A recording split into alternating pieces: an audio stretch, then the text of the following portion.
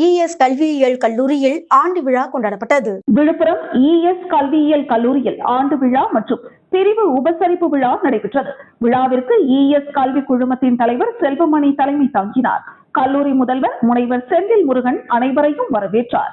நிகழ்ச்சியில் முதலாம் ஆண்டு மாணவருடைய உளவியல் செயல்பாட்டின் பயிற்சி இதழ் மற்றும் செய்தித்தாள் அனுபவ பகிர்வு திரட்டு வெளியிடப்பட்டது.